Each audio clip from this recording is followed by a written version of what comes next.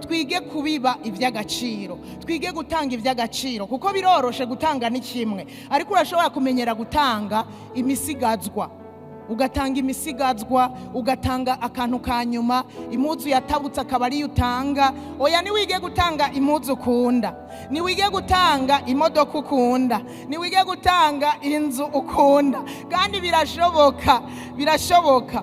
Ndabaha akarorero kuri Aburahamu Imana yaramugejeje, muzi n'amakuru, Imana yamugejeje imusaba Isaka, kandi niwo mwana yari afise wenyene, kandi Imana yari ibizi, kandi yari izi yuko yamubwiye yuko uwo Isaka ariwe uruvyaro rwose ruzokwandurukako, ariko iramumusaba muntu mbere yo kugira ngo imugeze irabe yuko Aburahamu ari umuntu ari capable yo gutanga icy'agaciro. Burya Isaka cyari ikintu cy'agaciro cya mbere mu muryango wa Aburahamu. Imana iramubwira rero, Aburahamu, muwo mwana wawe. Aragenda Aburahamu, Bibiliya ivuga ngo bukeye mu gatondo, Imana yaramubwiye, acazinduka kare mu gatondo, arashorera Isaka n'abamuherekeje n'inkwi n'umuriro, aragenda ku birometero 80 agiye gutanga. Ibaza yarishe n'ikiguzi cyo kugenda ivyo birometero 80,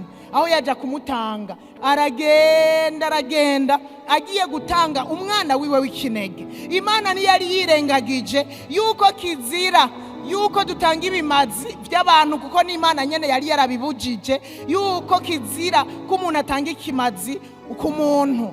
Ariko Aburahamu mu mutwe jewe yashizemwo ngo iyampaye niyimbwiye ngo genda utange, reka rero ndamushorere. Burya ivyo yaduhaye nibyo adusaba gutangamwo, kandi ijwi ry'Imana ryama ryabaje ko ngo tanga iki, tanga kiriya, ukica amatwi, kuko Imana irakeneye ko tuyikorera mu buryo bwo gutanga. Ushobora kumbwira ngo ntaryo ndumva, mugabo harya ubonye umuntu ukumva womuha ikirato, iba ari Imana ivuze. Hahandi wicaye muhira ukibuka nako ukumva womugirira uko, iba ari Imana ivuze. Reka kuza murigirisha kugira ngo muhabwe umugisha, umvira iryo jwi ry'Imana. Aburahamu aja gutanga icy'agaciro.